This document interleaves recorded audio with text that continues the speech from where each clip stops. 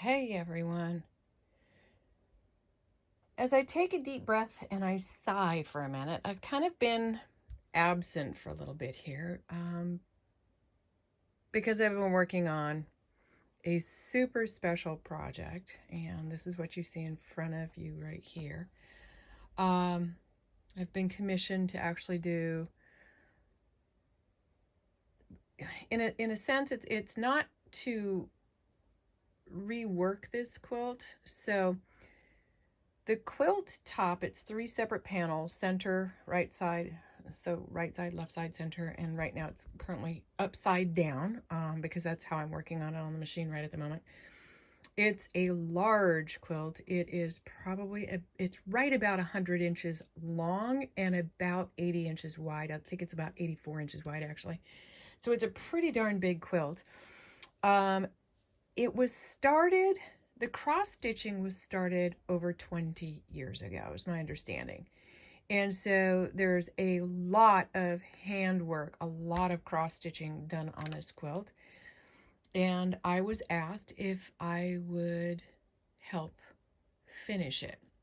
So it's been a long process. I actually had to take it apart. It had a polyester batting in it that had been in it for quite some time, and it was starting to kind of, you know how it does that. It gets lumpy and it gets thick and thin because it wasn't quilted, so it was just sitting in there, unquilted. It was fun and it was puffy and everything, but as I pulled it apart, the backing fabric turned out to be about 5 inches too short for the whole project. So with the backing fabric being too short, I had to order a new backing fabric, and the one that I ordered, based on my color swatch samples, ended up being a little too white for this particular quilt. It's interesting because this quilt has multifacets to it. And because it's been around for a while and it's been years since it was started and finished, there's parts of it, the edge pieces, the edge strips are actually brighter than the center. And I had to match more towards the center. So I had to order another backing piece that came in.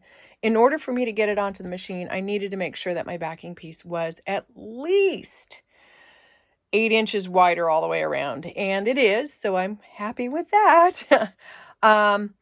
But in this particular quilt, and I'm not sure if we can actually see it. Well, you can't really see it in any of this because I've already quilted. This is the centerpiece, and the center motif on this is this quilted little pattern. But if we scooch over here, and I'm going to see if I can do this, and we kind of come in right here. Let's go like this. I don't know if we can see these, but there's little blue, tiny little blue dots. And so that's how this whole thing is laid out. So right now I am just following these little blue dots to make these grids. And then once I get the top, the center panel, and it's just a little, it's like center panel, but it goes a little, let me scroll back out a little bit here.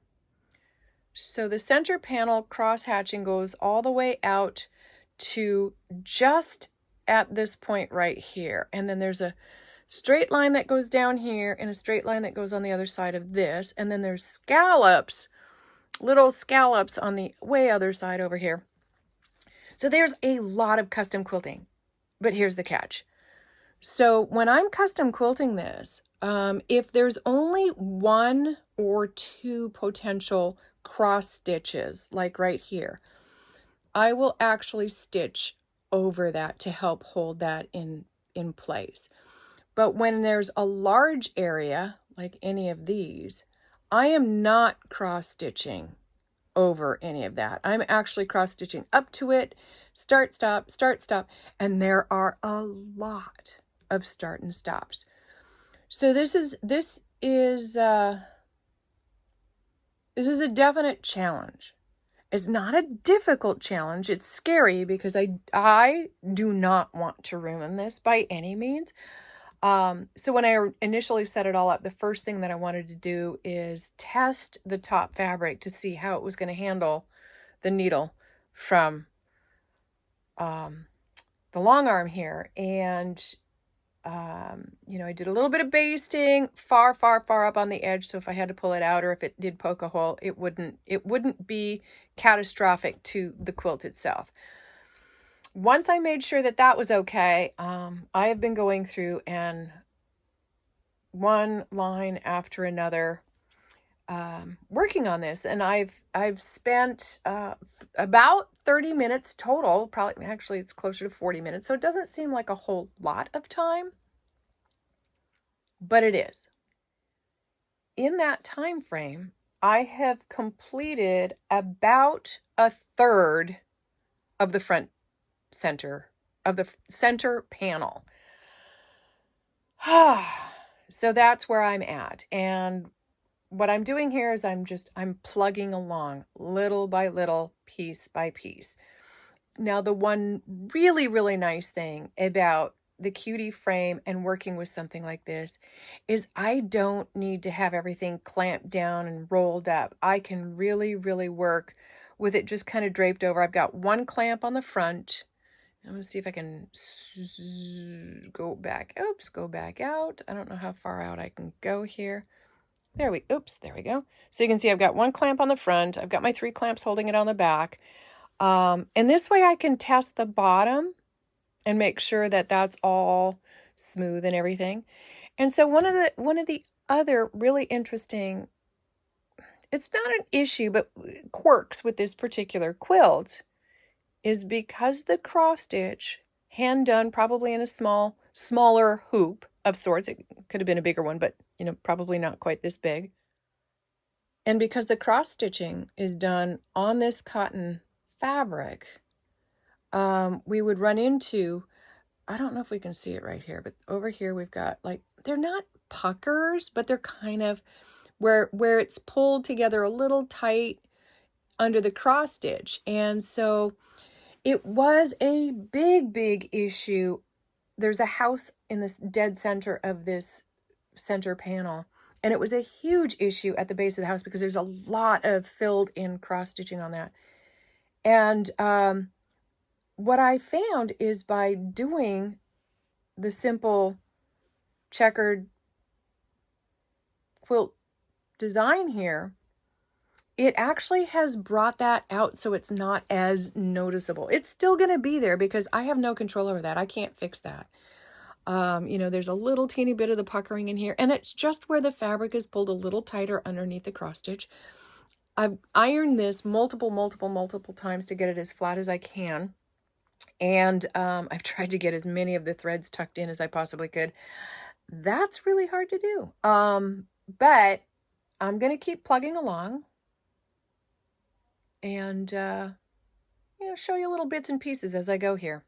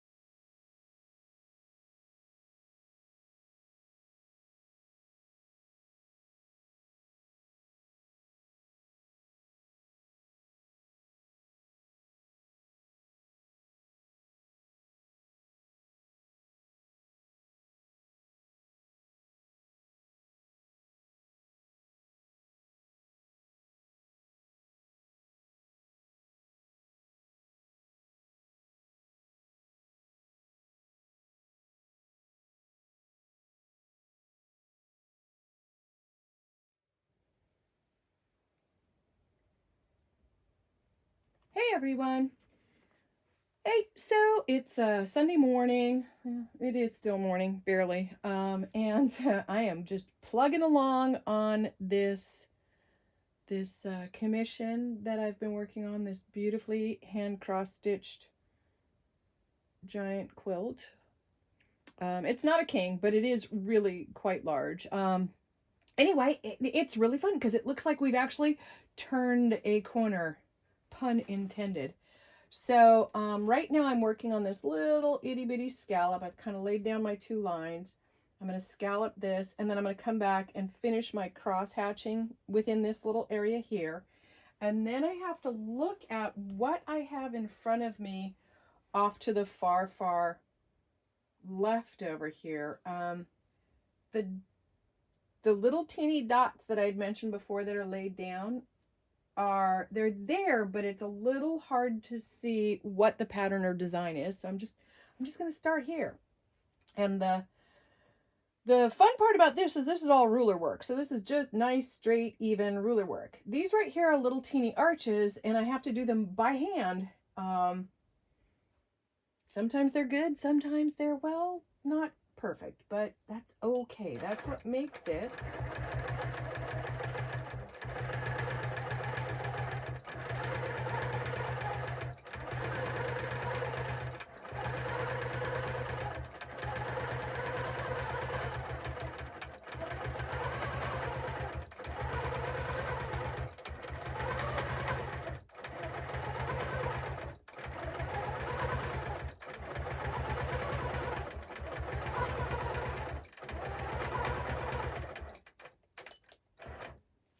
Okay, I got a couple more that I can do here.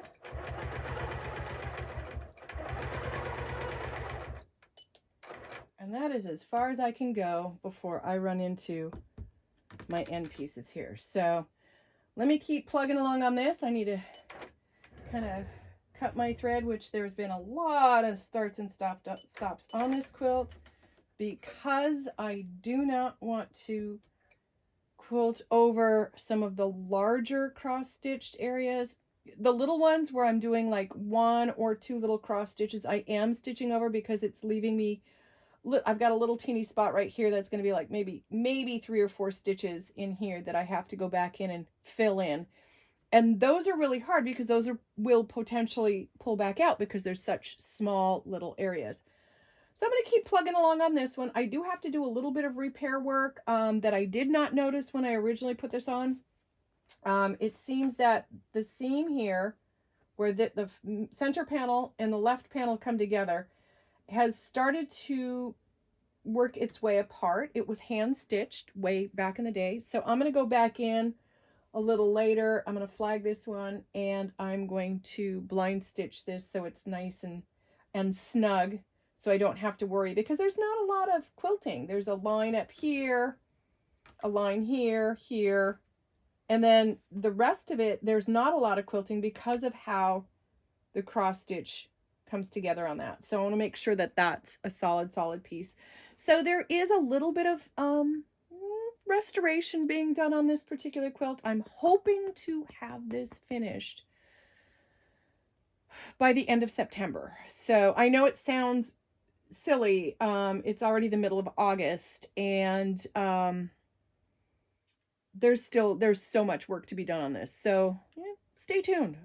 We'll keep plugging along and see how this one works out. So I finished working on the end, and since the quilt was on the machine the way it was, I decided to start the next section, which was, after a lot of trying to figure out how the dots work together, feathers. And I gotta say, although they scare the crap out of me sometimes, I am enjoying how these are working together.